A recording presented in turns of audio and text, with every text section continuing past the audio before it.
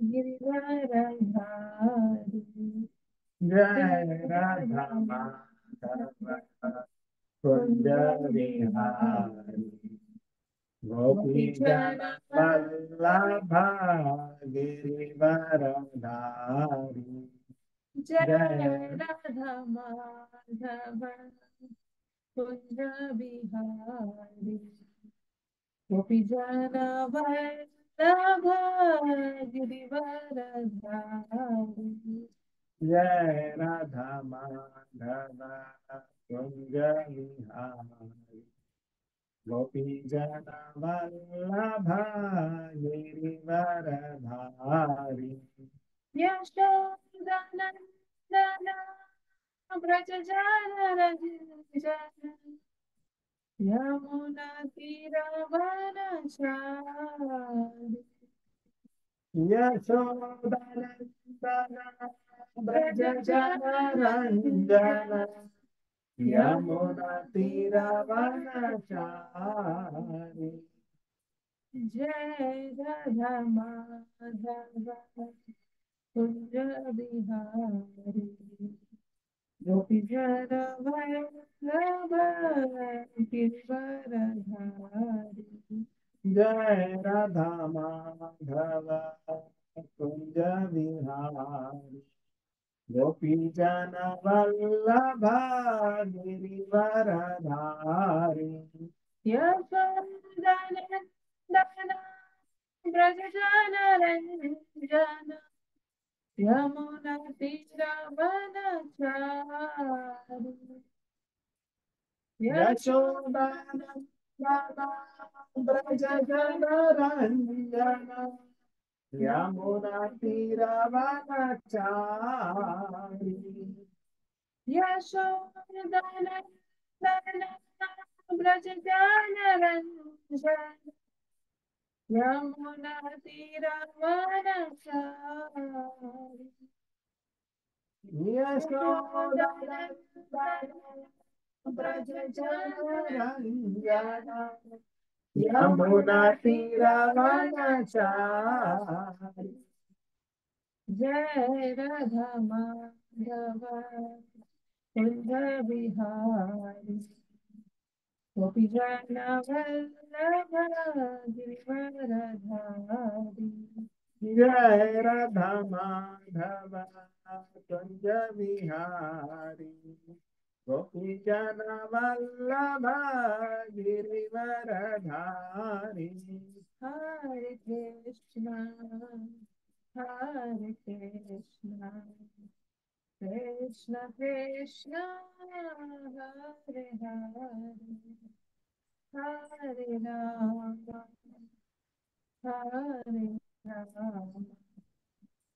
Ram Ram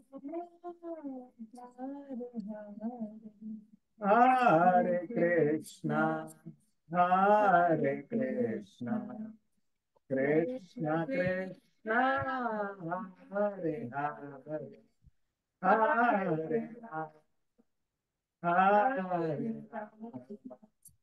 Ram Ram Hare Hare Hare Krishna Hare Krishna Krishna Krishna Hare Hare Hare Ram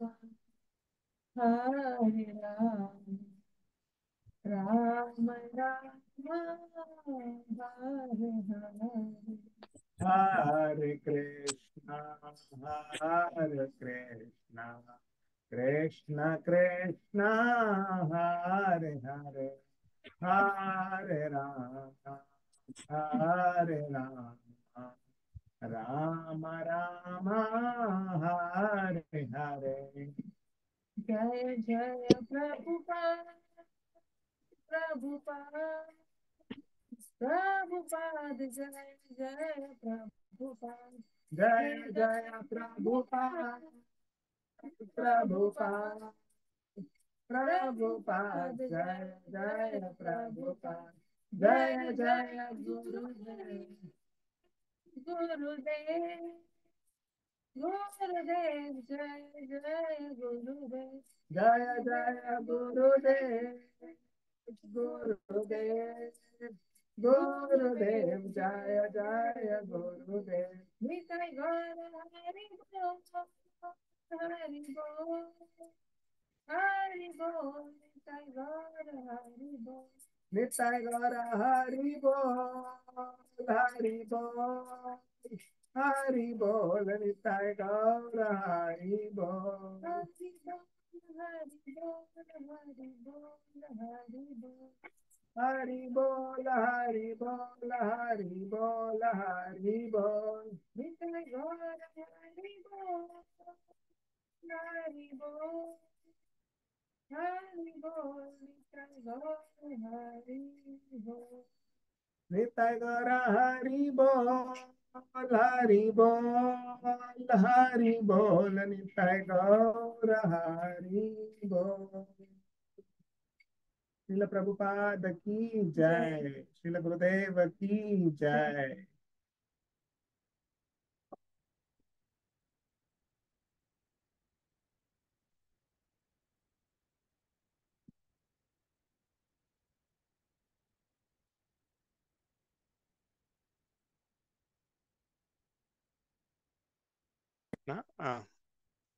So let's start.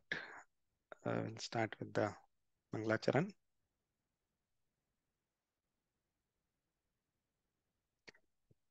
ॐ अज्ञान्तिविरान्दस्य ज्ञानाञ्जनशलाकया चक्षुरुन्मिलितं येन तस्मै श्रीगुरवे नमः श्रीचैतन्यमनोभीष्टं स्थापितं येन भूतले स्वयं रूपा कदा मह्यं ददाति स्वपदान्तिकं वन्देऽहं श्रीगुरो श्रीयुतापदकमलं श्रीगुरुं वैष्णवांश्च श्रीरूपं साग्रजातां सहगना रघुनाथान्वितं तं सजीवं साद्वैतं सावधूतं परिजनसहितं कृष्णचैतन्यदेवं श्रीराधा कृष्णपदान् सहगना ललिता श्रीविशाखान्वितांश्च हे कृष्णा करुणा सिंधु दीनबंधो जगत्पते गोपेश गोपिका कांता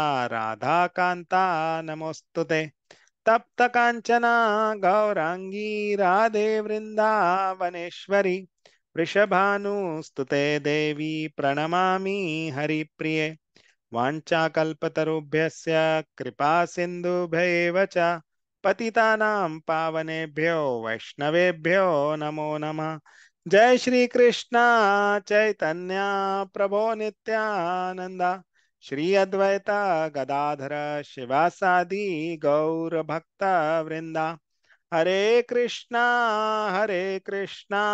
कृष्ण कृष्ण हरे हरे हरे रामा राम राम हरे हरे हरे कृष्णा कृष्ण कृष्ण हरे हरे हरे रामा राम राम हरे हरे हरे कृष्णा कृष्ण कृष्ण हरे हरे हरे रामा राम राम हरे हरे ओम नमो भगवते वासुदेवाय ओम नमो भगवते वासुदेवाय ओम नमो भगवते वासुदेवाय नारायणं नमस्कृत्यं नरं चैव नरोत्तमं देवीं सरस्वतीं व्यासं ततो जयम् उदीरयेत् नष्टप्रायेषु अभद्रेषु नित्यं भागवत सेवया भगवती उत्तमश्लोके भक्तिर्भवती नैष्टिकी कृष्णाय वासुदेवाय देवकीनन्दनाय च नन्दगोपकुमाराय गोविन्दाय नमो नमः नमः पंकजनाभाय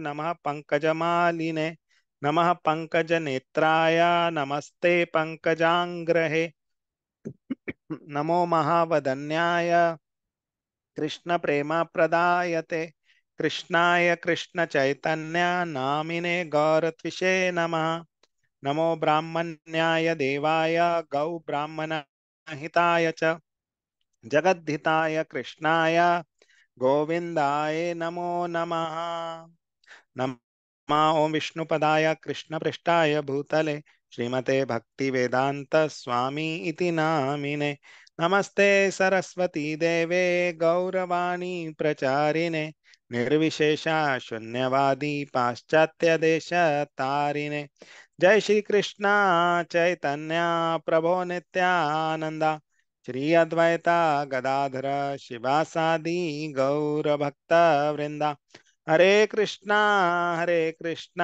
कृष्णा कृष्णा हरे हरे हरे रामा राम राम हरे हरे हरे कृष्णा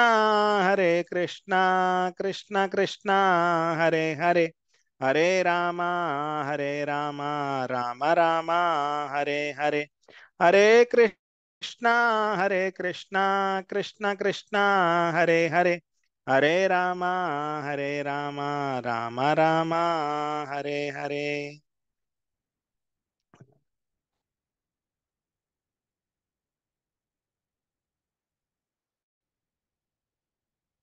श्री विष्णु हरे कृष्णा प्रभु जी and माता these my dandvat pranam to each one of you.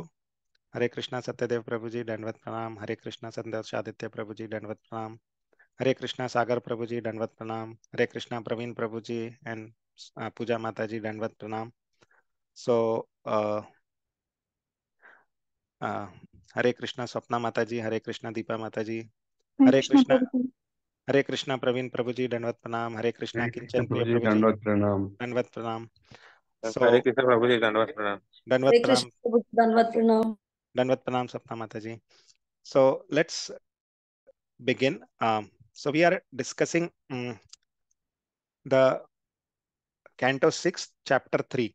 And this canto is named as the prescribed duties for mankind. So this is Chapter 3, which we are going to discuss. And the name of the canto is Prescribed Duties for Mankind. So we have till now at the end of the fifth canto, there is a description of the hellish planets, right? The hellish planets are described and various details are given. So after hearing about those hellish planet, uh, Parikshit Maharaj actually has a question. He has actually compassion for all the living entities, and so he puts up a question to Sukdev Goswami, saying that you have described all these hellish planets. Now, how do the living entities can be prevented from entering this hellish planets? And so Sukdev Goswami, in order to test his disciple, in order to understand, I mean, in order to test the disciple, in order to test Parikshit Maharaj, first describes that the way to avoid the hellish planet is by doing atonement for your sins. So you do some sins and you do atonement for it. So it's like doing some karma kandi activities.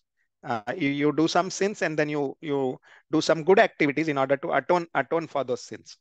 So Parikshit Maharaj is actually not satisfied with this answer, and he questions uh, again questions Sukadev Goswami, because Parikshit Maharaj says that though I can atone for my sins, but the propensity to do sins is not going away. And hence he compares this to taking like an elephant bath, right? What does the elephant do? He takes a bath and then again comes out and again sprinkles mud on himself. So he compares this with an elephant bath. Then again, Sukdev Goswami, in order to test Parikshit Maharaj, again tells him that, okay, I understand what you are saying. Then Sukdev Goswami describes that by knowledge, by gaining knowledge, by jnana, you can cut the ignorance, and hence you can hence by knowledge you can burn the sins. By knowing, by having good knowledge, you will burn your sins. And it's like the bamboo shoots, right? Once you burn them, they burn out, right? But again Parikshit Maharaj says that, okay, that's all fine, but still the roots of the bamboo tree are not burnt. And hence, whenever the favorable condition will come, it will again lead to the bamboo trees growing up back, or the sins coming back, or the propensity to commit sins will still not go away. Hearing about all these arguments from Parikshit Maharaj, Sukdev Goswami becomes very happy, and then he describes this story of Ajamila and how chanting and devotional service or bhakti to the Supreme Lord is the way to avoid, not just avoid. I mean, that's a small byproduct, right? That's a very small byproduct, that you do not go to hell, but you can attain God by doing devotional service. And Sukdev Goswami, in particular, emphasizes on the chanting of the holy name, right? So he describes the story of Ajamila, how Ajamila was a pious brahmana, and then how he associates with the prostitute. And then when his death comes, he has a small the last son, whose name is his youngest son, whose name is Narayana. And Parikshit, I mean, we can see that Ajamil was actually 80 plus years old, and his youngest son. So he was actually into sense gratification at that age also. And he named his youngest son Narayan, and he was very much affectionate to that younger son. And he used to continuously call out the name of his son, Narayana, Narayana, Narayana. And at the time of death, the Yamdutas come to take him, and he becomes fearful and utters the name of his youngest son, Narayana. And because he utters the name of Narayana, Vishnu Dutas come in, and then there is a discussion between uh, Vishnu Dutas and Yam Dutas. And Vishnu Dutas actually drive away the Yamdutas.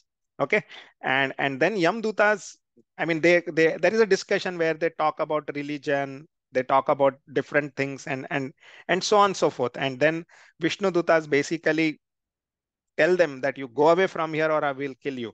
So then they go away, and Ajamil, who was seeing all of this, he becomes bewildered. He thinks that was it a dream or something, and then he realizes how sinful he is, and so on and so forth.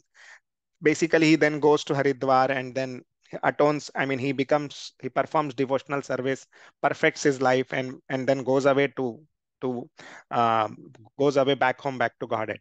And these Yamdutas then come back to Yamraj, and they ask Yamraj questions, that how come, I mean, so this is how the third chapter is, and we have, I think, seen till 17th shloka, right?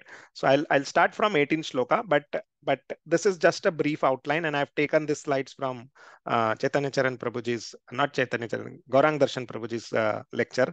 So just gives a brief summary of the third chapter. So first to 1 to 10 shlokas are Yamdutas questioning. There are questions about the supreme controller, because Yamdutas think that Yamraj is the supreme controller. He is the one who decides about the sins and good activities of the all living entities, and he is the one whose authority is reigns over everybody. So they have that doubt, because they see Vishnu Dutas coming in and they have driven them out. And so they have that question, who is the supreme controller, right? So they question Yamraj about the supreme controller. And then Yamraj, in from 11 to 20 shloka, explains the position of the supreme controller. He explains about the devotees, and then we will see about the Bhagavata Dharma.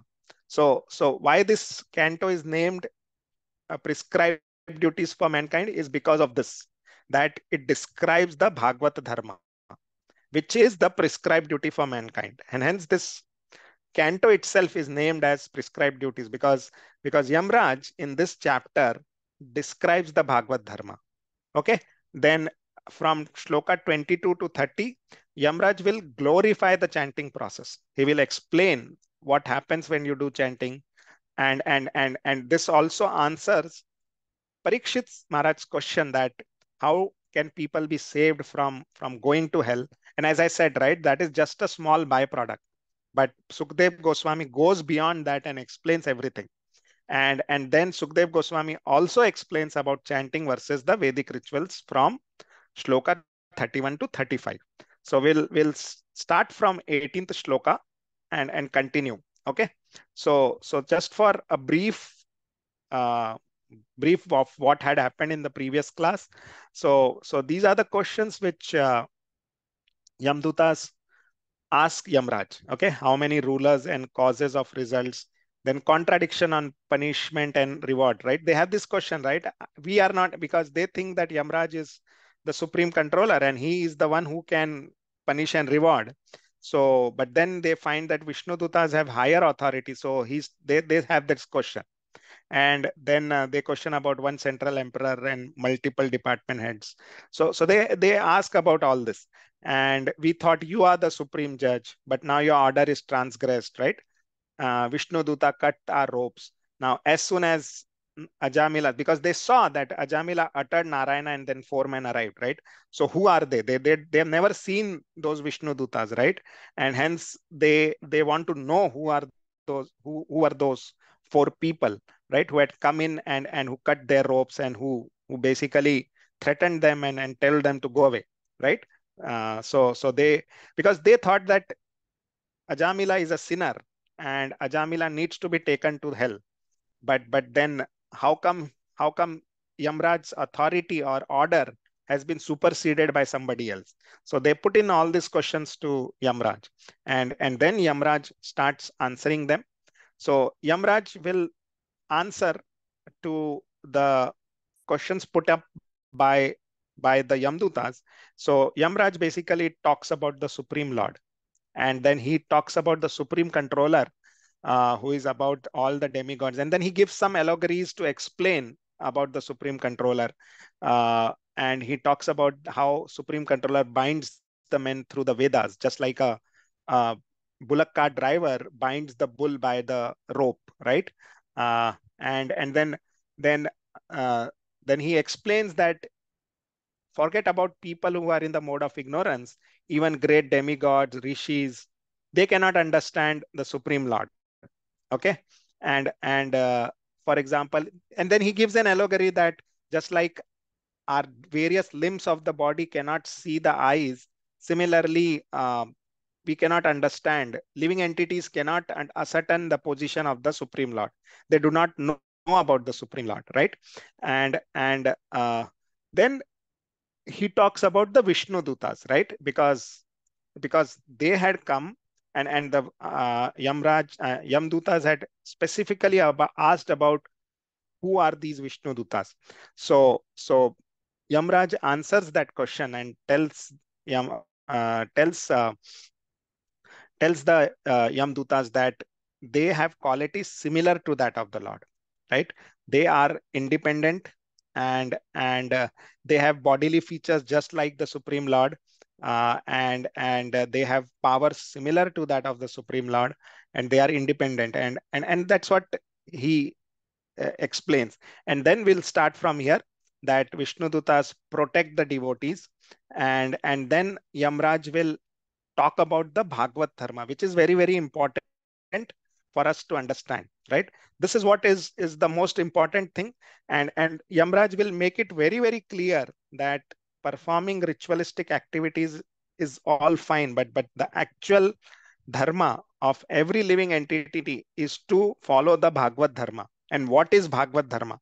And then he will talk about the 12 Mahajans, how only those Mahajans know about the Bhagavad Dharma, and the Supreme Lord himself gives knowledge about the Bhagavad Dharma. So he will talk about all of this to to the Yamdutas, and in that he will explain the greatness of chanting the name of chanting the holy names of the Lord, and also make it very, very clear that that is the process to be followed, or that is the Bhagavad Dharma, to chant the holy names of the Lord, to perform devotional service. That is the Bhagavad Dharma.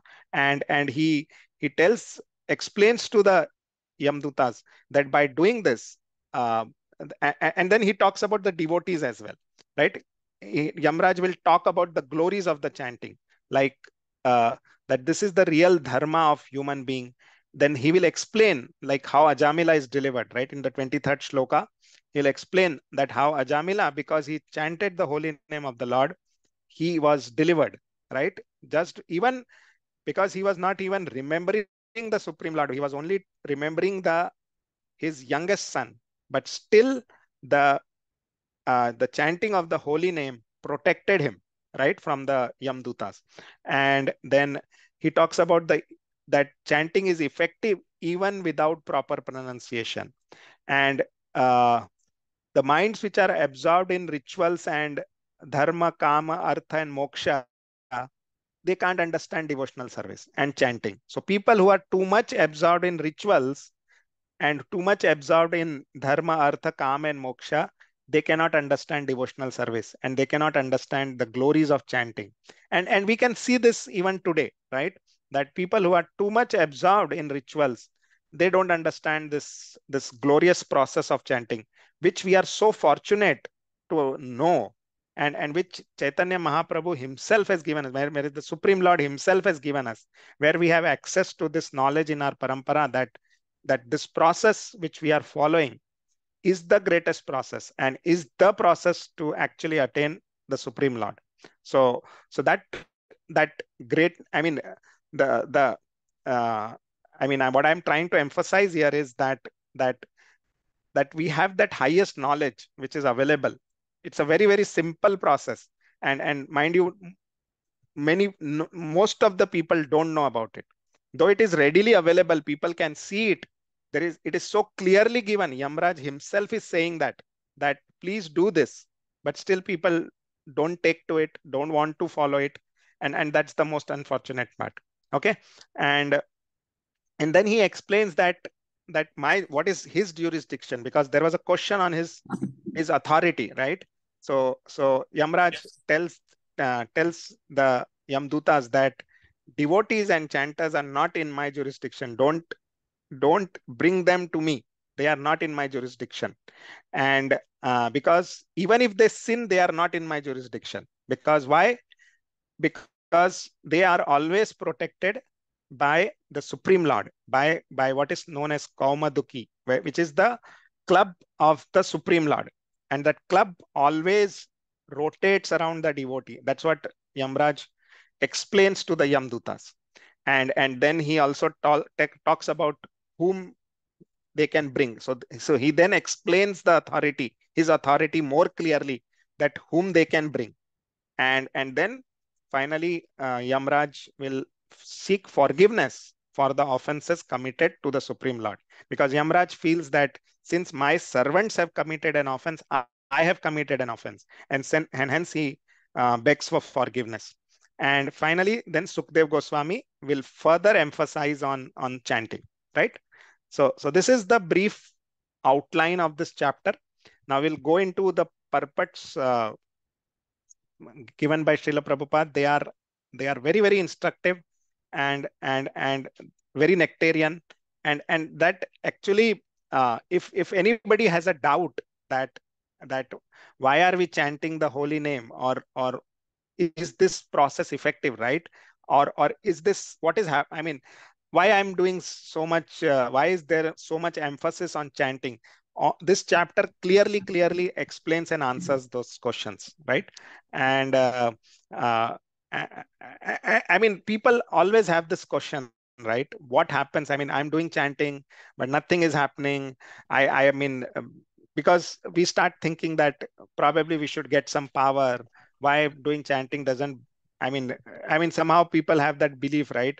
That by doing certain processes, they gain some power also, right? People attain some siddhis, but by doing chanting, we don't see anybody doing getting those siddhis or anything. But then we should understand that what is the power of chanting, and that Sukdev Goswami clearly explains in all of these verses, right? So let's get started. uh, Open the Veda base.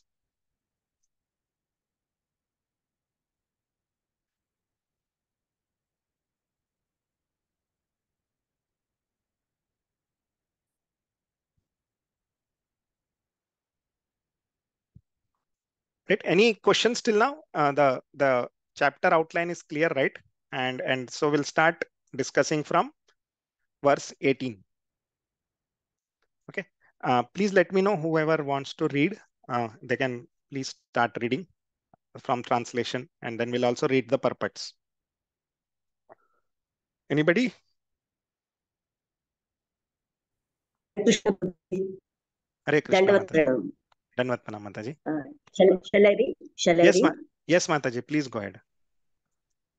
Translation.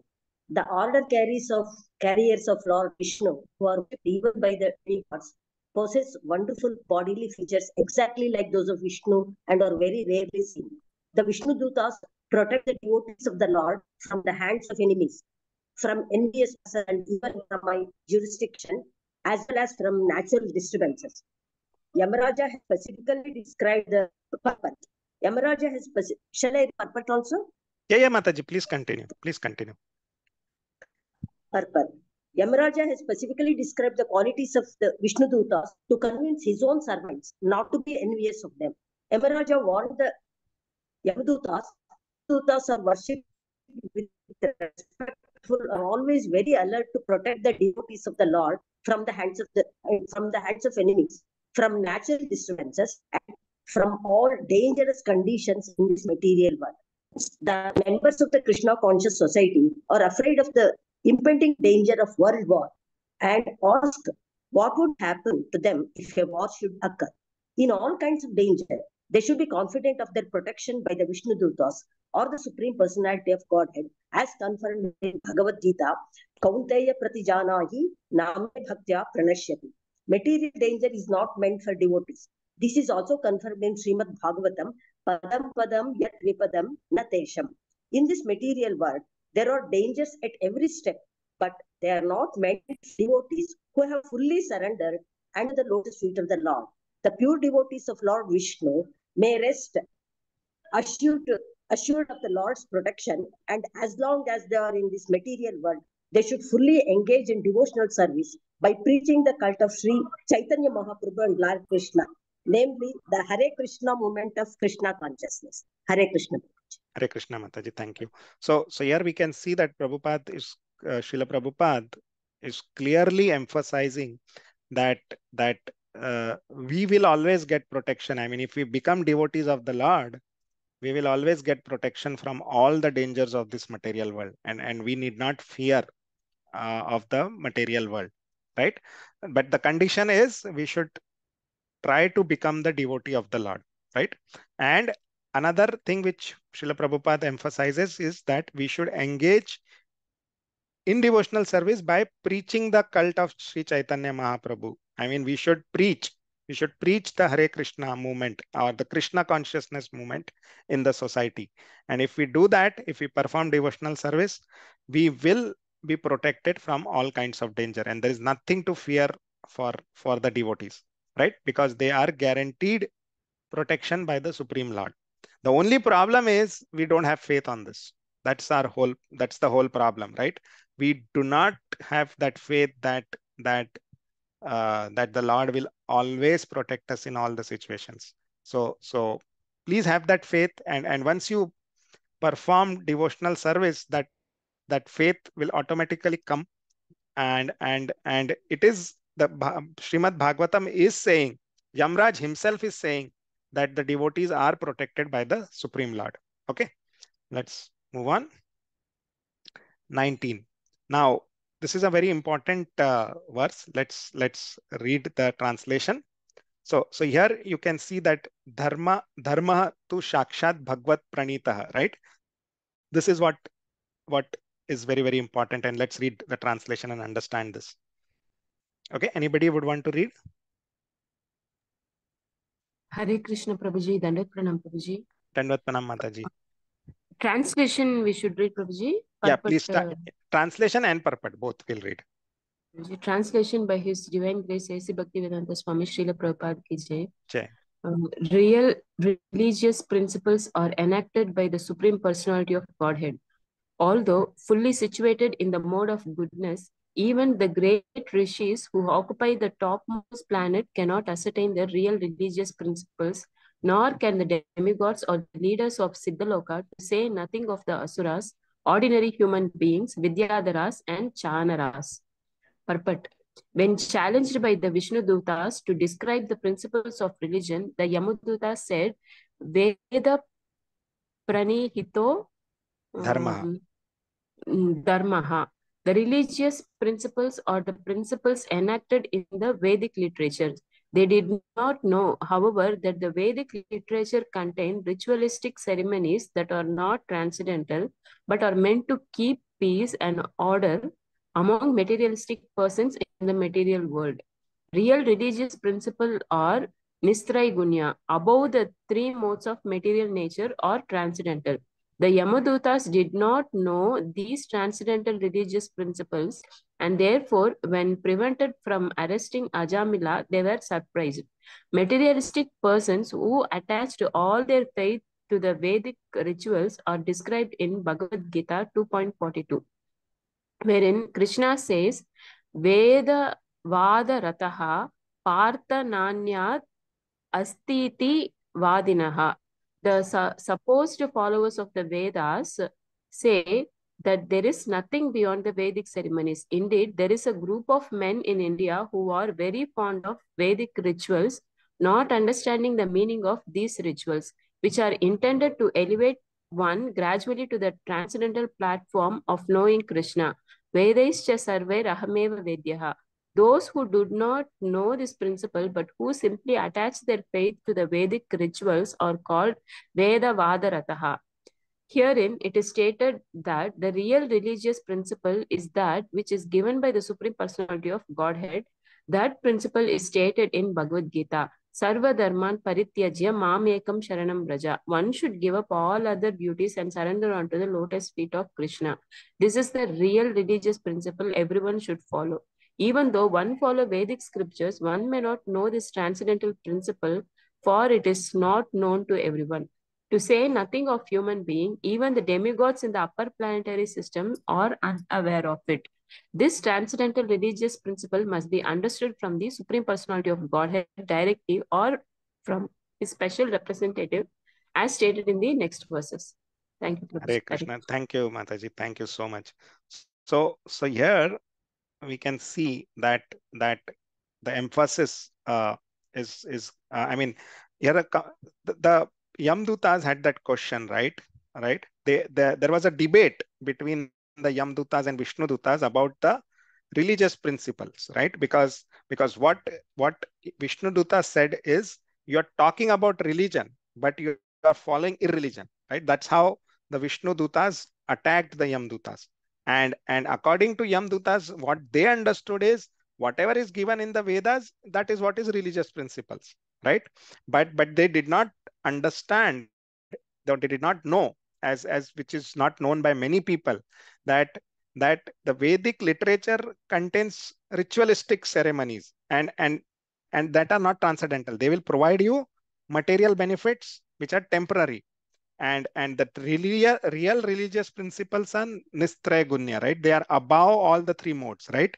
See, the Vedic ceremonies or the rituals are on the platform of goodness, right? Or slowly we can elevate ourselves by doing them to the platform of goodness.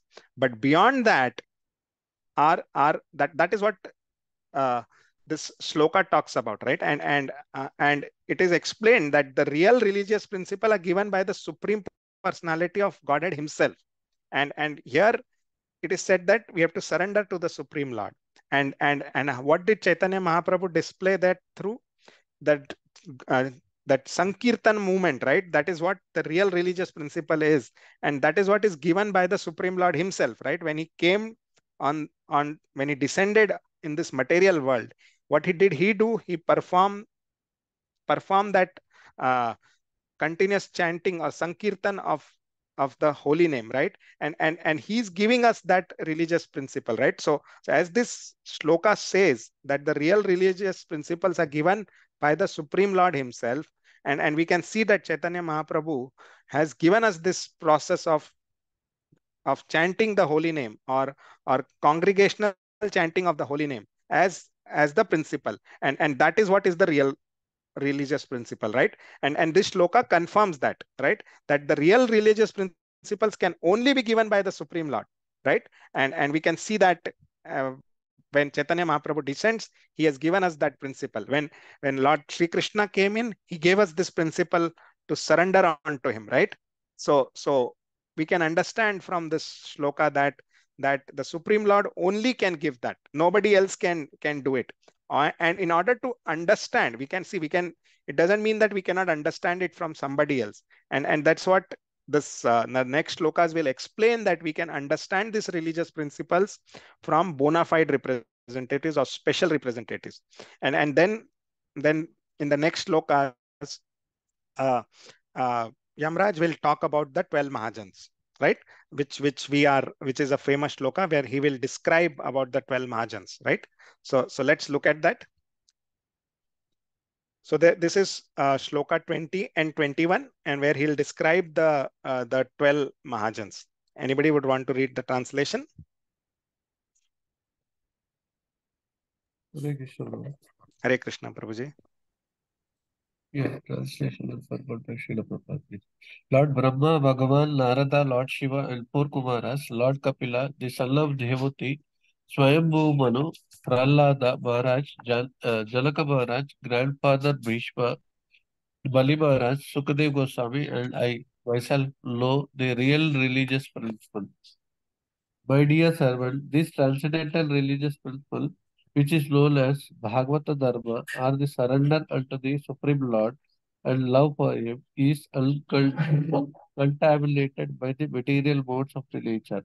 It is very confidential and difficult for ordinary human beings to understand. But if by chance one fortunately understand it, he immediately liberated, and thus he returns home back to Godhead. Prabhuji, you want to continue? Yes, ma'am. Purport. In the Bhagavad Gita, Lord Krishna refers to the Bhagavata Dharma as the most confidential religious principle. Sarva Guhyamatmam Guhyati Guhyatam Guhyati Guhyataram. Krishna says to Arjuna, because you are my very dear friend, I am explaining to you the most confidential religion. Sarva Dharman Paritrecha Mam Ekam Sharnam Braja. Give up all the duties and surrender unto me. One may ask, if this principle is very rarely understood, what is the use of it? He'll answer, Yamaraja states herein that this religious principle is understandable. If one follows the parampara system of the Lord Brahma, the Lord Shiva, sorry, I missed something. It's correct, Prabhuji. You are doing correctly. Yeah. Parampara system of the Lord Brahma, Lord Shiva, and four paramparas and other standard authorities. These four lines of disciplic succession, one from Lord Brahma, one from Lord Shiva, one from Lakshmi, from the goddess of fortune, and the one from the Kumaras. The disciple succession from Lord Brahma is called Brahma Sampradaya. The succession from Lord Shiva Shambhu is called Rudra Sampradaya. The one from the goddess of fortune, Lakshmi ji, is called the Sri Sampradaya, and one from the Kumaras is called Kumara Sampradaya. One must take the shelter of one of these four Sampradayas in order to understand the most confidential religious system. In the Padma Puran, it is said, Sampradaya Vihila Sampradaya Vihila ye mantrasate Nishpala Nishpala Mata. Matha. If one does not follow the four recognized disciple succession, his mantra or initiation is useless. In the present day, there are many asampradayas, or sampradayas. Many asampradayas are sampradayas which are not bona fide, which have no link to the authorities like Lord Brahman, Lord Shiva, the Kumaras, and or Lakshmi. People are misguided by such sampradayas. The Shastras says that being initiated in such a sampradayas is useless waste of time, for it will be never For it will never enable one to understand the real religious principles. Yeah. Hare Krishna, Prabhuji, Dandavat Pranam. Thank you so much, Prabhuji. So herein the 12 Mahajans are described, right? So Lord Brahma, Bhagwan Narada, Lord Shiva, 4 Kumaras, Lord Kapila, Swayambhuva Manu, Prahlad Maharaj, Janak Maharaj, Bhishma Pitama, Bali Maharaj, Sukdev Goswami, and I myself, Yamraj. Yamraj himself know the real religious principle, right? And how do they know it? Because they have been taught. I mean, they are the Mahajans. They can understand the Supreme Lord, and the Lord himself provides this knowledge, right? And this is what is this transcendental religious principle is known as Bhagavata Dharma, right? Or surrender onto the Supreme Lord and love for him. So what is Bhagavad Dharma? Bhagavad Dharma is to surrender onto the Supreme Lord and love him, right? And have love for him, right? This is what is bhakti. So how do we do that? By performing devotional service. How do we perform devotional service? So there are so many ways, right? Starting with chanting, right? Shravanam, Kirtanam, right? All those processes which is given. So for us, Srila Prabhupada has very, very simplified this and given us a very, very direct process, right? See, this is what, see, the greatness of Srimad Bhagavatam is it does not go here and there, right? It goes directly to the point. And you can see that Yamraj directly goes to the point and hits the nail on the head, that this is what is Bhagavad Dharma. And what is Bhagavad Dharma? Surrender unto the Supreme Lord and have love for him. Love the Supreme Lord, right? This is what is Bhagavad Dharma. And he does not talk about, I mean, does not take you do this, do that, do this, do that, nothing. Direct hits the nail on the head, right? And Yamraj, that's why is telling his servants that what is explaining the Bhagavad Dharma, and he also tells who know about this Bhagavad Dharma. And then Srila Prabhupada explains that since these are the 12 Mahajans and they know about the Bhagavad Dharma, we should also follow and learn the Bhagavad Dharma from someone who knows it, right? And then Prabhupada talks about the parampara system or the disciplinic succession of and then talks about the 4 sampradayas, which we all are aware of, right? And the most important point is don't go to any sampradaya, because the problem is whatever mantra they give, it will not produce those results, because that's what Padma Purana also states. Sampradaya vihina, it means without a sampradaya, the mantras are of no use. Ye mantras te nishphala mata. Nishphala means there will be no fruits, right? It will not be beneficial. It will not produce the results which you want. And what is the result we want? Surrender unto the Supreme Lord and have love for him. So basically develop the Bhagavad Dharma, right? So you will not be able to do it if you don't follow or if you don't take initiation in a sampradaya. And that's why there is this so much emphasis on sampradaya, right? And so much importance to that disciplinic succession. Okay, so if you look at it, like see, there are very few people who understand Bhagavad Dharma. Then if you don't, and then there are again fewer, I mean, very few people go to sampradaya, right? And then very few people, even there also sometimes people don't try to understand the Bhagavad Dharma. So we can look at, I mean, if you see our fortune, right? How fortunate we are that we have come under a sampradaya, and which directly explains the Bhagavad Dharma, even gives us a process to follow that Bhagavad Dharma, right? It's not just explaining the Bhagavad Dharma, but also giving the process how to implement it practically in your life, and so that you can follow that Bhagavad Dharma in order to attain that perfection of life, right? So you can look at our fortune, right? We have such a great fortune that we have been explained about the Bhagavad Dharma, and we have been given a process to follow the Bhagavad Dharma. Okay, let's move on. 22. Anybody would want to read? Hare Krishna. Dandavat Pranam, Prabhuji, please.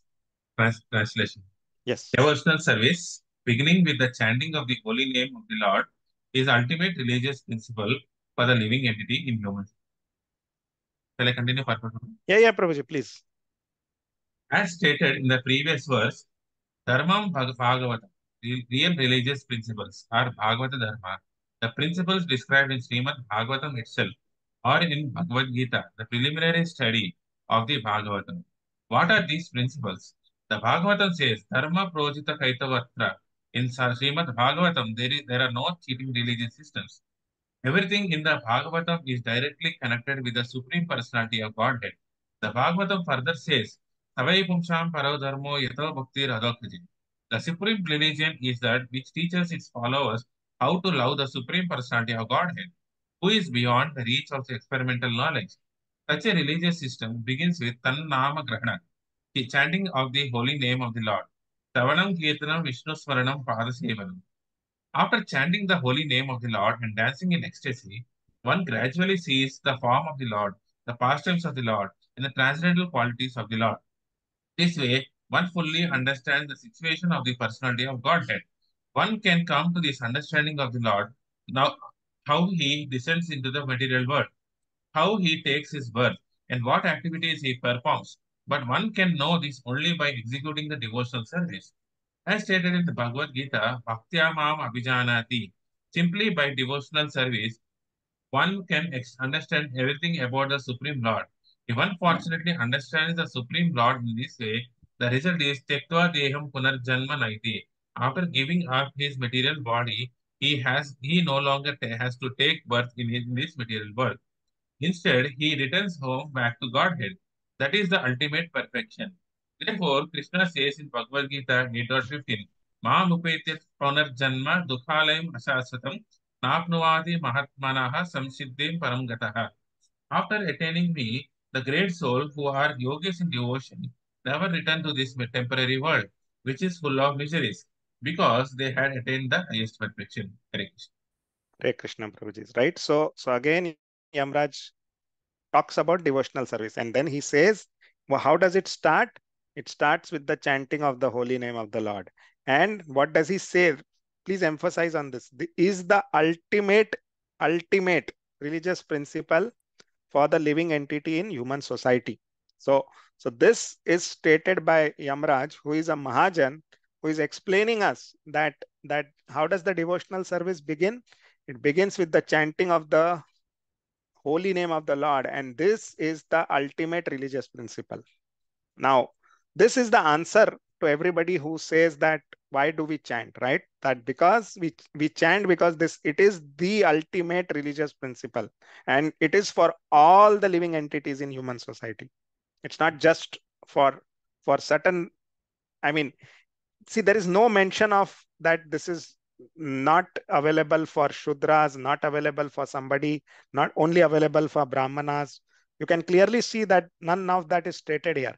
It is clearly mentioned that this is the religious principle and the ultimate religious principle for all the living entities in the human society, right? It does not talk about it. You can see that it does not talk about Brahmanas, that it is available only for the Brahmanas, or it is not available for the Shudras. So the Vedic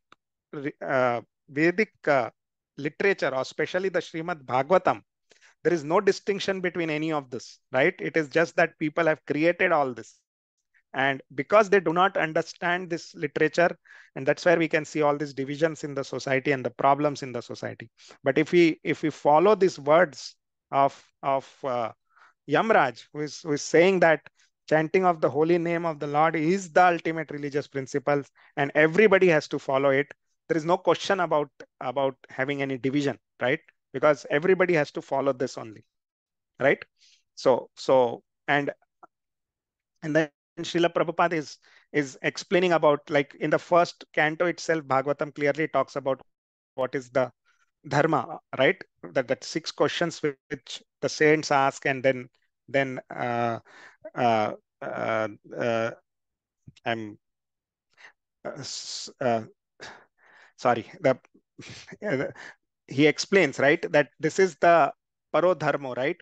the Bhakti Radhokshaje, right? So this is explained right in the second chapter of Srimad Bhagavatam, first canto. What is the dharma? And here again, uh, Yamraj is emphasizing on the process. Is giving the process also, right?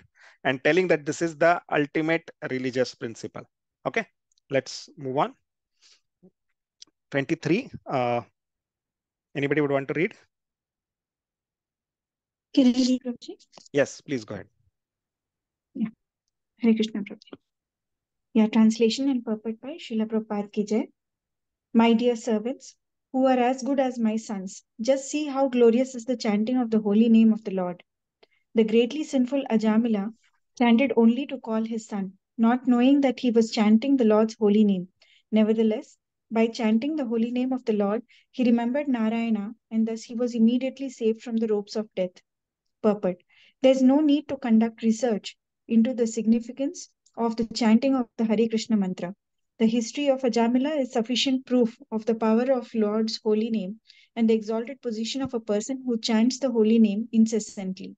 Therefore, Sri Chaitanya Mahaprabhu advised, Harer Nama, Harer Nama eva kevalam, kalau nastyeva gatiranyatha. In this age of Kali, no one can perform all the ritualistic ceremonies for becoming liberated. That is extremely difficult. Therefore, all the Shastras and all the Acharyas have recommended that in this age one chant the holy name. Hare Krishna. Hare Krishna, Mataji. Thank you. Again, so further, Yamraj is explaining the glories of the chanting of the holy name, right? Namocharana, right? Of the holy name, of the pronouncing, Mahatmyam, right? The exalted position, Hare of the Supreme Lord, right? So he's explaining to his to Yamdutas, right? And see how does he addresses them, who are as good as my sons, right? So we can see this Vedic culture also at that time, right? Though they are the servants, the servants were treated as good as the sons, right? And the master took all care of them, right? So and Yamraj is also showing us by that. So if you read this like a little with little scrutinizingly, you can see that greatness of that civilization and the greatness of and how the great personalities actually show us how we should lead our life, right? How we should treat people. And Yamraj, by his example, right, he's saying it, and he's not just saying it, he means it, right? It's not just that he's saying it, because he's explaining to them the highest principle, right? And this is the most confidential knowledge also, right? And generally we give the greatest, right? We will give our greatest things or something with to people whom we love, right? Whom we consider as our own, right? And Yamraj, he's explaining all this to his to Yamdutas, who are his servants, but whom he considers them his sons, right? And so we can see that how by his behavior, Yamraj is telling us that how the humans society should treat people, or how we should treat others, right? That is also shown by this example here in this, right? And again, there is, I mean, this purport is very clear, and Chaitanya Mahaprabhu has already stated this, and we have heard this many times. And as I said, right, he's directly hitting the nail, not going anywhere. I mean, not trying to go here and there, directly saying that please chant the holy names of the Lord, right?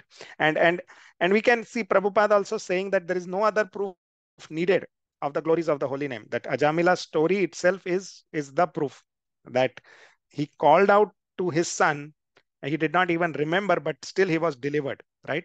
So we should have that faith that if we chant the holy name consistently, we will also have the same fate as what Ajamila had, right?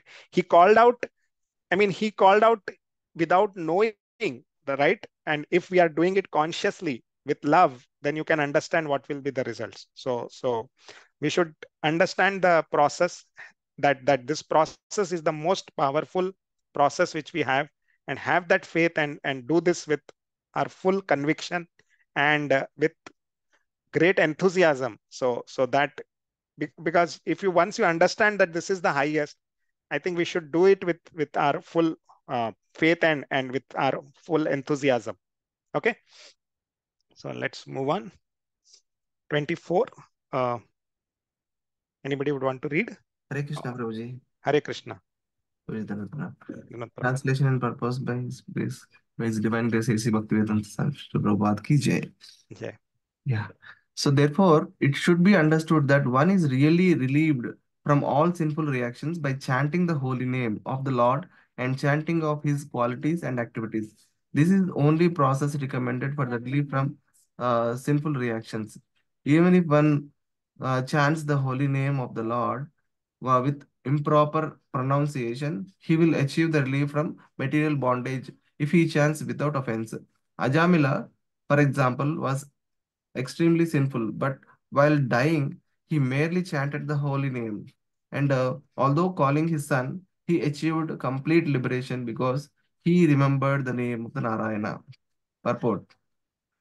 In the assembly of Raghunath Das Goswami's father, Haridas Thakur confirmed that simply by chanting the holy name of the Lord, one is liberated, even if he does not chant completely inoffensively.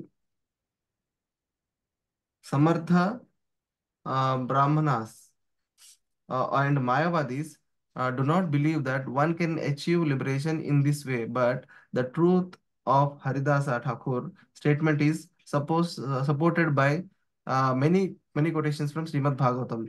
In his commentary, one on this verse, for example, Sridhara Swami gives the following quotation: Swayam pratar uh, granam bhaktya. Grinam bhaktya Bhaktya. dukha gramad vimuchyate.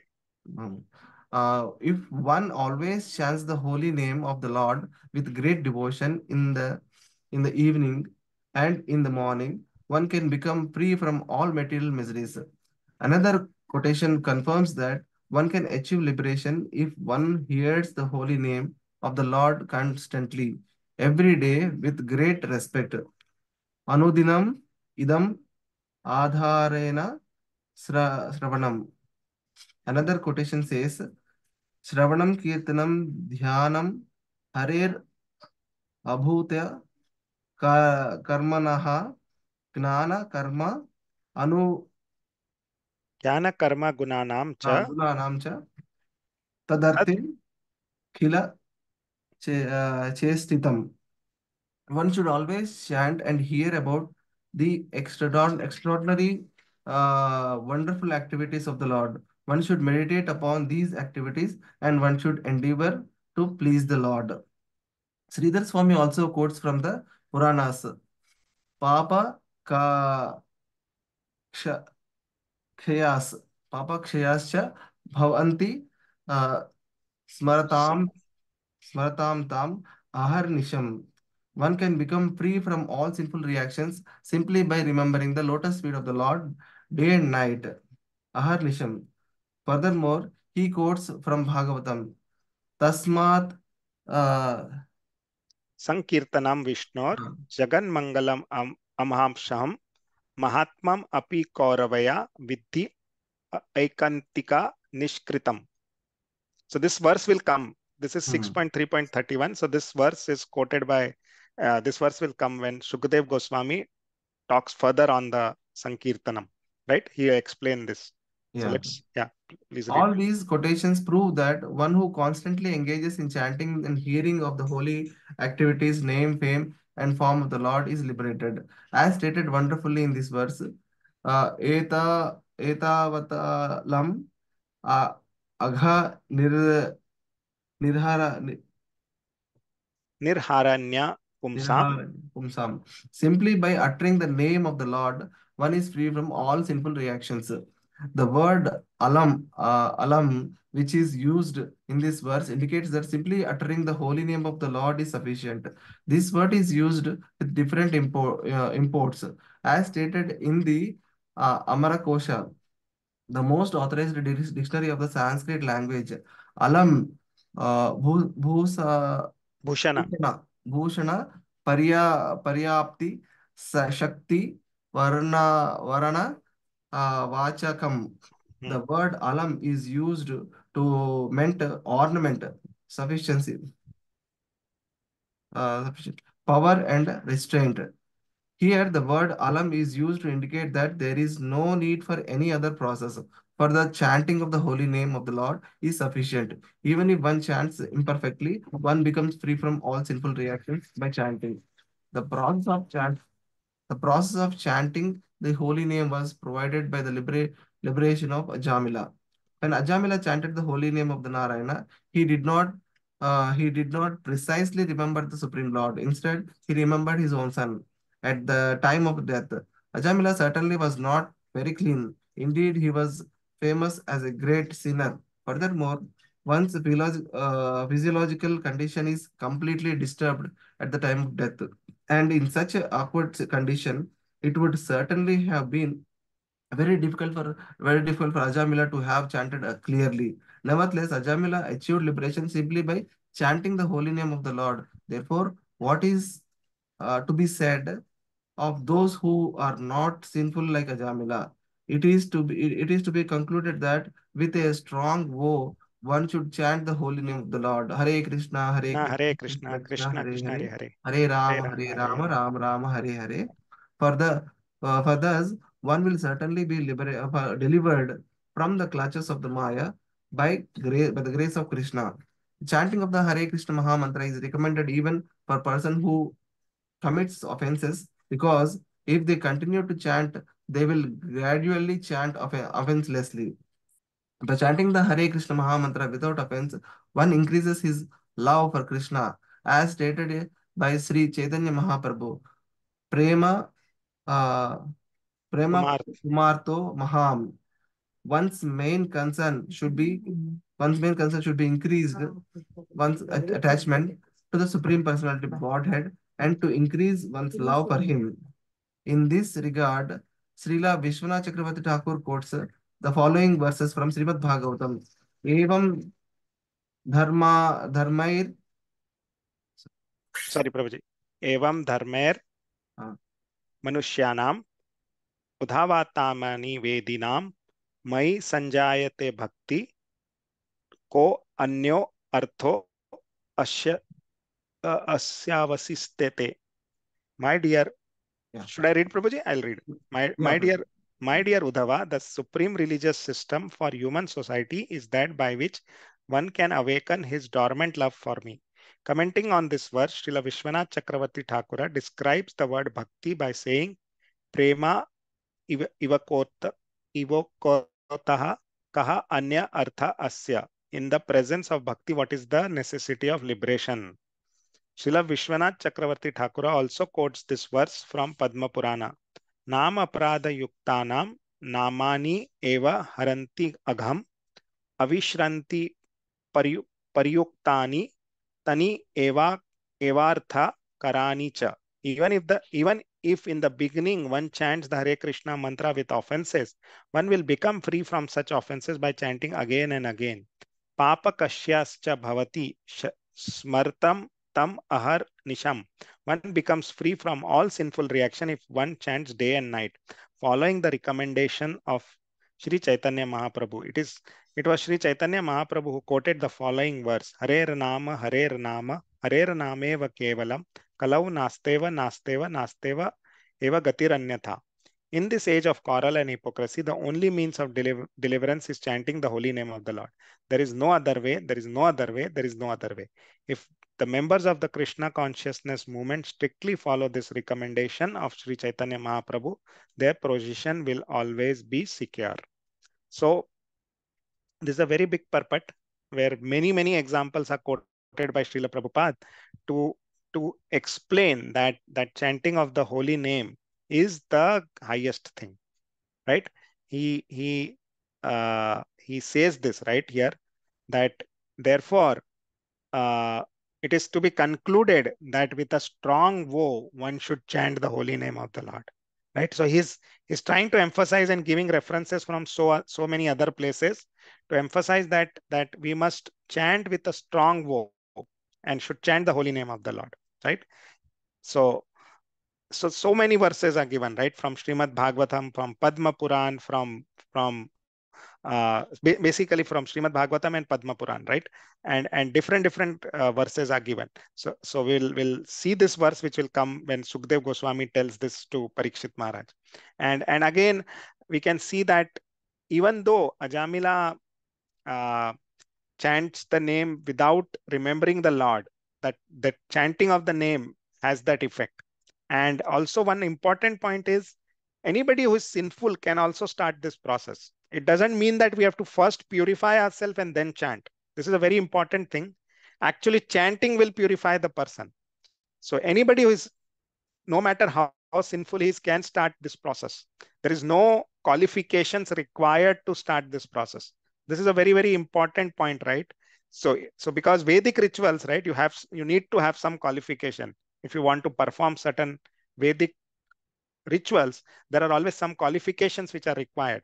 But the greatness of this process is there is no qualification required, and you can start even if you are very sinful. And this process itself will take care of everything. You need not worry about whether am I pure enough to do this chanting, or do I need to purify myself first to start this process. And this example of Ajamila is showing us that chanting of the holy name will take care of everything. And here it is also mentioned that if you chant with improper pronunciation, will still have that impact. See, there are many people, like the Chinese people, they cannot pronounce Hare Krishna very clearly because they don't have that in their vocabulary. They say Krishna, Hare Krishna, Hare Krishna, Krishna Krishna, right? But still that has an impact. That has an effect. And it is mentioned here in Srimad Bhagavatam, right? It's not that somebody is saying this, but it is mentioned in Srimad Bhagavatam that even if you cannot properly pronounce, but if you still try to chant the holy name of the Lord, it will have its effect, right? Let's move on.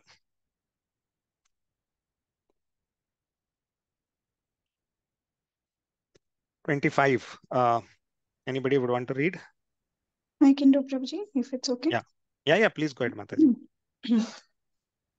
Because they are bewildered, sorry, because they are bewildered by the illusory energy of the Supreme Personality of Godhead, Yajnavalkya and Jaimini and other compilers of the religious scriptures cannot know the secret, confidential religious system of the 12 Mahajans.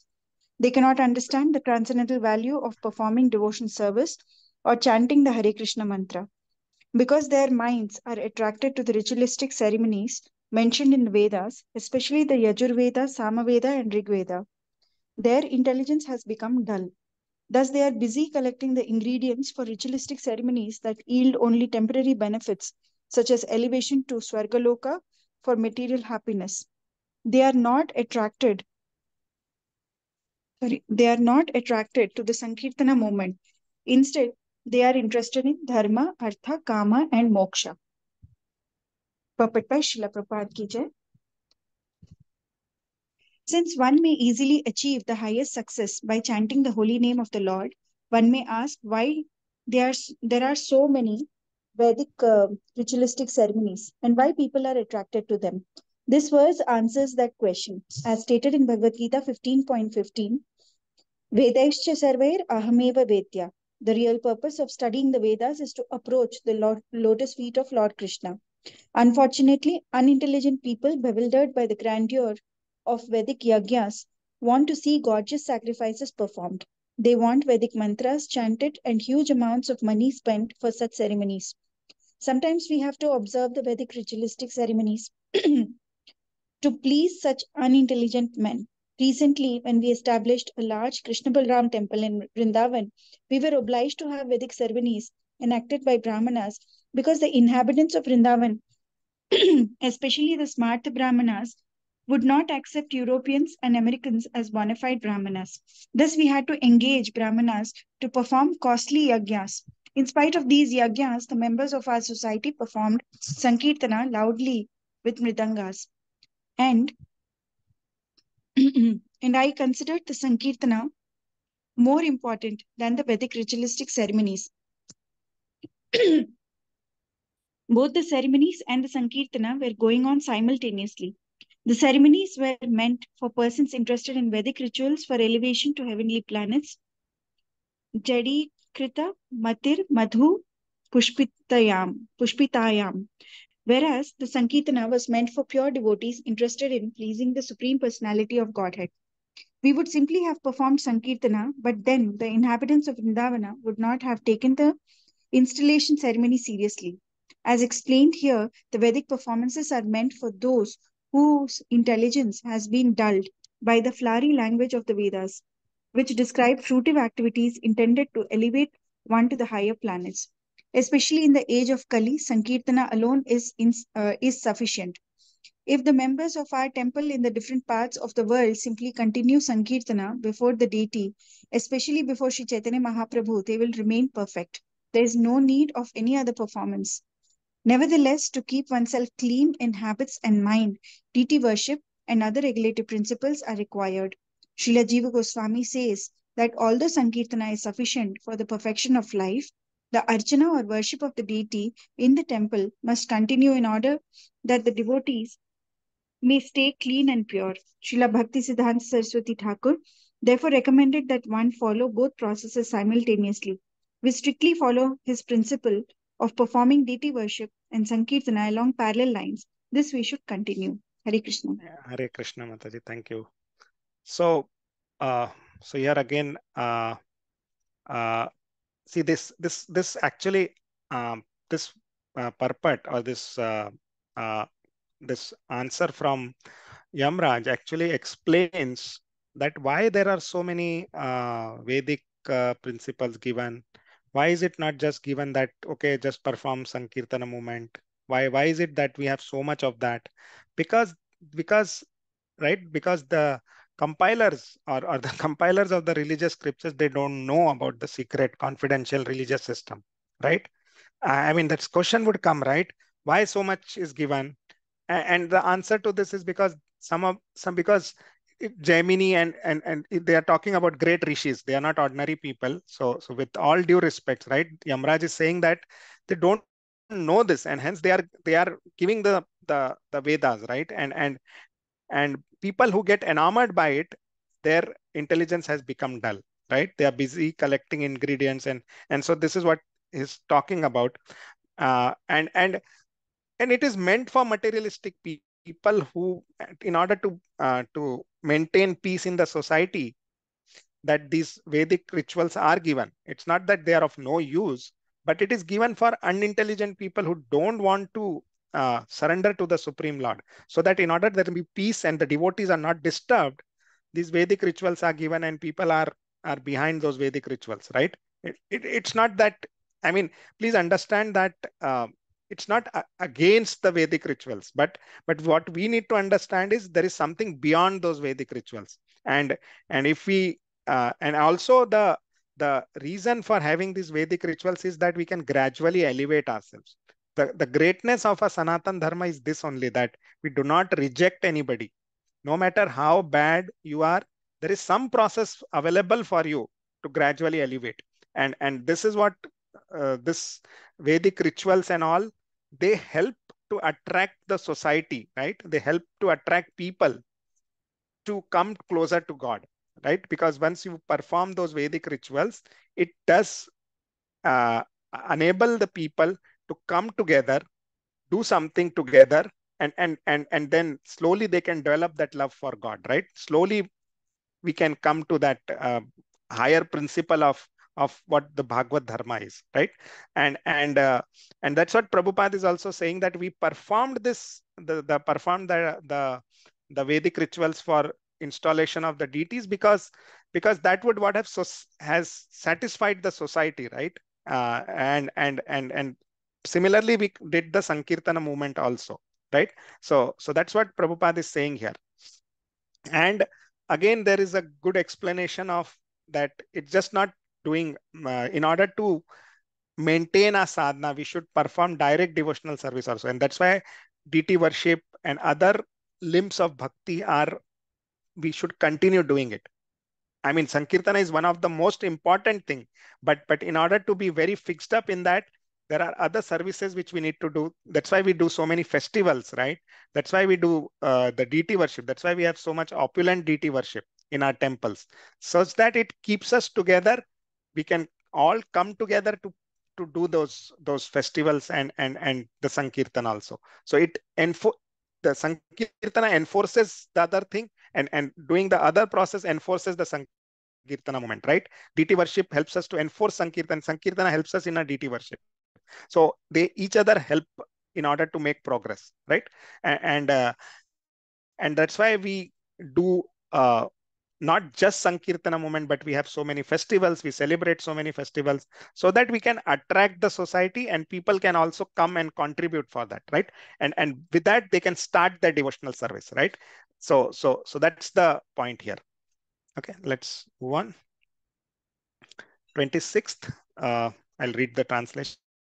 Considering all these points, therefore, intelligent men decide to solve all problems by adopting the devotional service of chanting the holy name of the Lord, who is situated in everyone's heart and who is a mine of all auspicious qualities. Such persons are not within my jurisdiction for punishment. Generally, they never commit sinful activities, but even if by mistake or because of bewilderment or illusion, they sometimes commit sinful acts, they are protected from sinful reactions because they always chant the Hare Krishna mantra, right? So let's read the purport quickly. In this regard, Srila Vishwanath Chakravarti Thakura quotes the following verse from the prayers of Lord Brahma, Bhagavatam 10.14.29.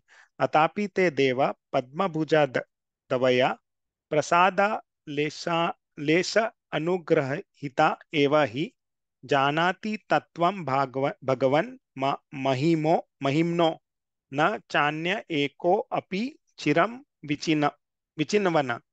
The purport is that even though one is very learned scholar of the Vedic Shastras, he may be completely unaware of the existence of the Supreme Personality of Godhead and his name, fame, qualities, and so forth. Whereas one who is not a great scholar can understand the position of the Supreme Personality of Godhead if he somehow or the other becomes a pure devotee of the Lord by engaging in devotional service.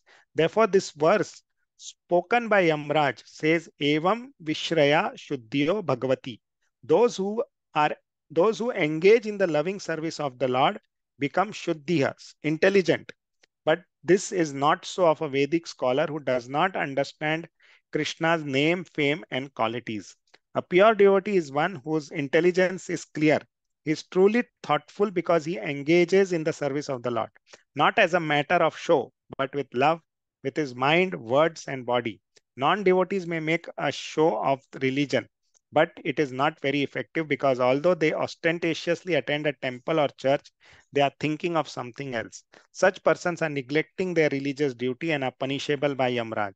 But a devotee who commits sinful acts, which he may do unwillingly or accidentally because of his former habits, is excused. That is the value of the Sankirtana movement. Now, just to caution, this does not give us a license to perform sins.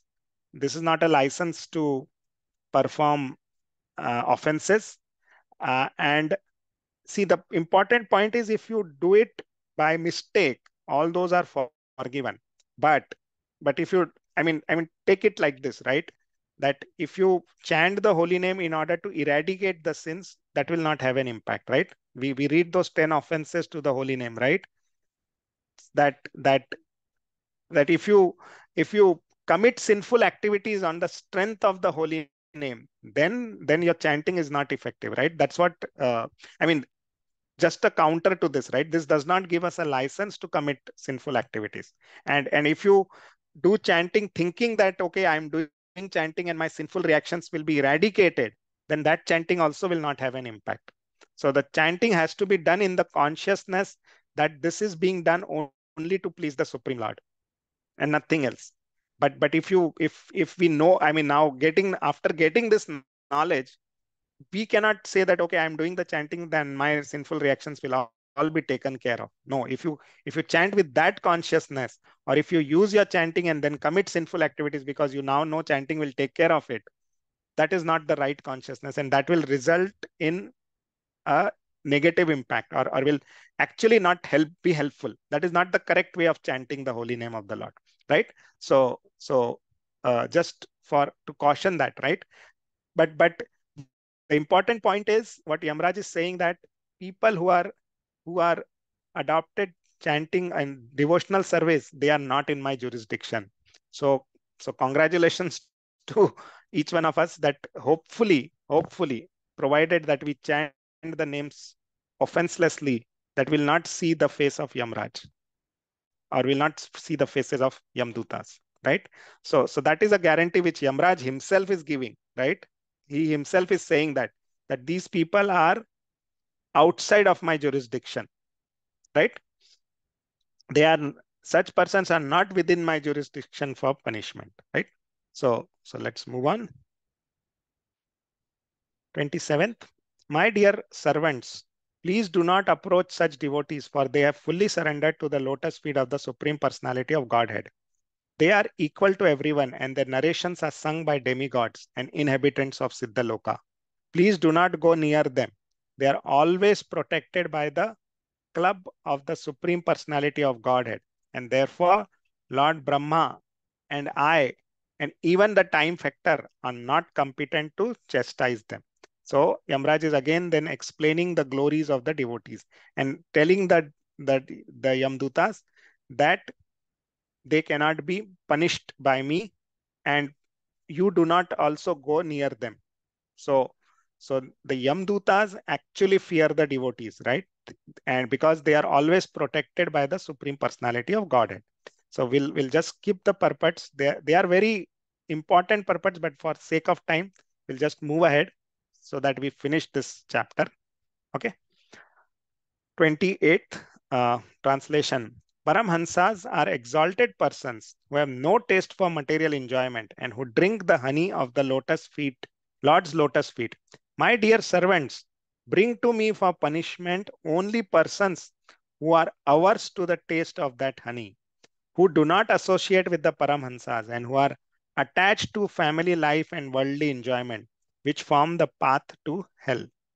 So he is clearly instructing the Yamdutas whom they can bring to him, right? What is their jurisdiction? What is their area of operation? That is what Yamraj is explaining to the Yamdutas, that people who are only interested to enjoy worldly enjoyment and family life, who are only attached to that, and who are not interested to associate with sadhus, paramhansas, and who are not interested in devotional service, bring only those people to me. My jurisdiction is limited to that. Do not bring any devotees, or do not go near to any devotees, right? Let's go ahead. 29th. My dear servants, please bring to me only those sinful persons who do not use their tongues to chant the holy name and qualities of Krishna, whose hearts do not remember the lotus feet of Krishna even once, and whose heads do not bow down even once before Lord Krishna. Send me those who do not perform their duties toward Vishnu, which are the only duties in human life. Please bring me all such fools and rascals. Right? So again, explaining the same point, that only people who do not chant, who do not use their tongue to chant the holy name, who do not bow down before the Supreme Lord, who do not basically engage their senses in the service of the Lord, those are the ones you can bring to me, right? Because they are not performing their duties towards the Supreme Lord. And you can bring those people to me. And those are the people whom we can punish, right? So he's basically making the job description clear to the Yamdutas, right? They have that confusion. So he's making that job description clear to the Yamdutas. 30th. Then Yamraja, considering himself and his servants to be offenders, spoke as follows, begging pardon from the Lord. O my Lord, my servants have surely committed a great offense by arresting a Vaishnava such as Ajamila. O Narayana, O supreme and oldest person, please forgive us.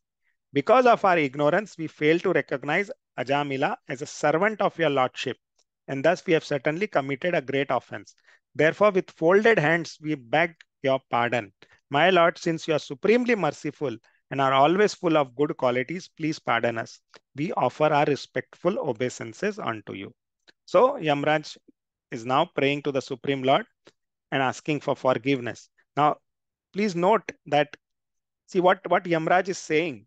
See, this is the power of chanting the holy name, that he is considering Ajamila as a Vaishnava. Because what did Ajamila do? Because he chanted the holy name of the Lord offenselessly.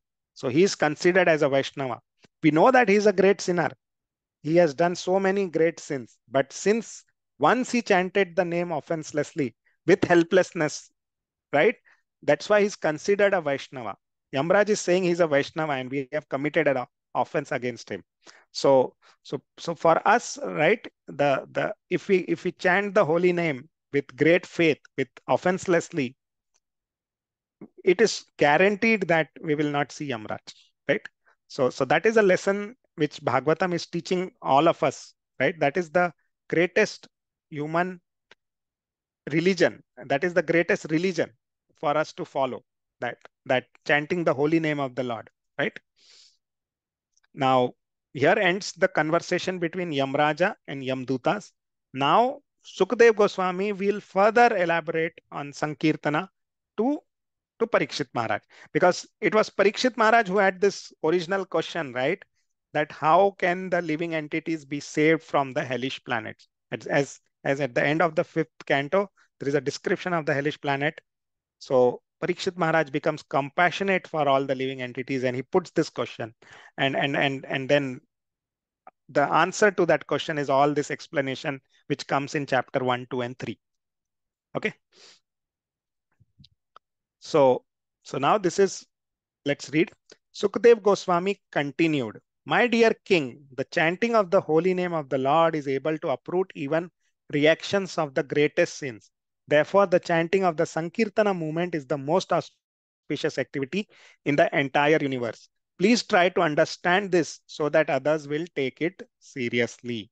So, Sukdev Goswami is now talking to Parikshit Maharaj and explaining about the Sankirtana movement, right? Sankirtanam, it is direct. It is not that Prabhupada has put this. This is directly spoken by Sukadev Goswami. Sankirtanam, the congregational chanting of the holy name, right? 32. One who constantly hears and chants the holy name of the Lord and hears and chants about his activities can very easily attain the platform of pure devotional service, which can cleanse the dirt from one's heart. One cannot achieve such purification merely by observing vows and performing Vedic ritualistic ceremonies. So again, like as I said, right, Sukdev Goswami tried to say first that perform this Vedic rituals, right? Now Parikshit Maharaj rejected that. Then Sukdev Goswami talked about knowledge. Then Parikshit Maharaj rejected that as well. And he was very happy. Sukdev Goswami was very happy with Parikshit Maharaj. And then he's now explaining it to Parikshit Maharaj that this is the real process, right? This is how you can purify yourself and achieve the ultimate goal. Okay. Let's move on. 33. Devotees who always lick the honey from the lotus feet of Lord Krishna do not care at all for material activities, which are performed under the 3 modes of material nature and which bring only misery. Indeed, devotees never give up the lotus feet of Krishna to return to material activities. Others, however, who are addicted to Vedic rituals because they have neglected the service of the lotus feet and are enchanted by lusty desires, sometimes perform acts of atonement. Nevertheless, being incompletely purified, they return to sinful activities again and again. So this is what Sukdev Goswami is saying, that again explaining that process of performing Vedic rituals cannot destroy the propensity to commit sinful activities, right?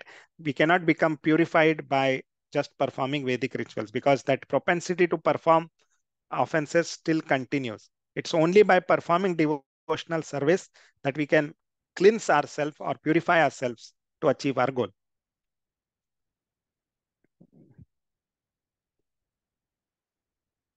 (34) After hearing from the mouth of their master about the extraordinary glories of the Lord and his name, fame, and attributes, the Yamdutas were struck with wonder. Since then, as soon as they see a devotee, they fear him and dare not look at him again.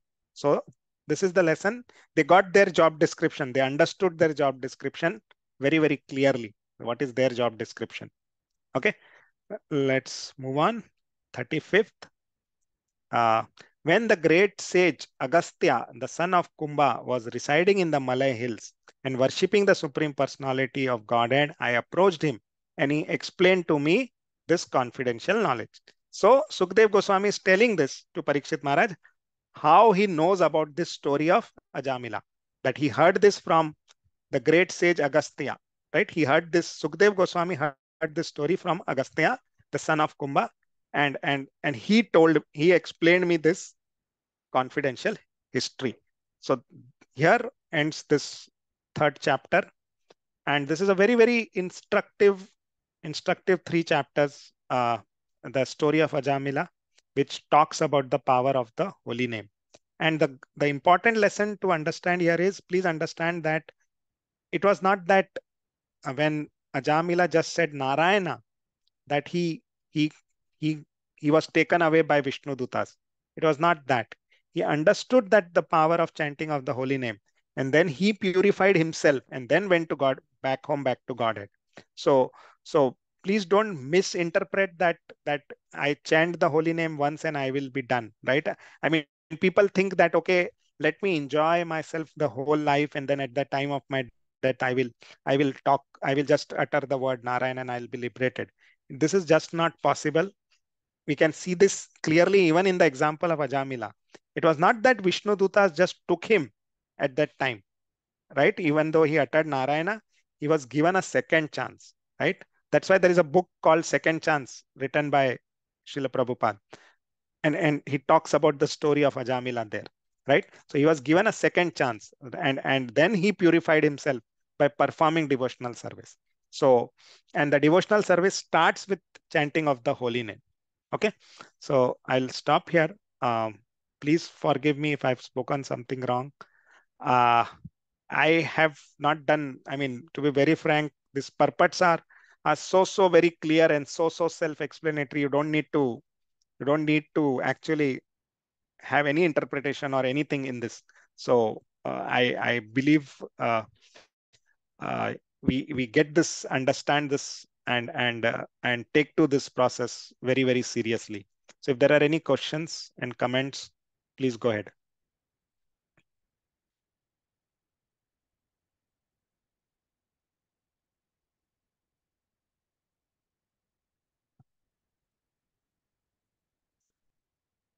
So if there are no questions, then we'll stop the class. I'll stop sharing.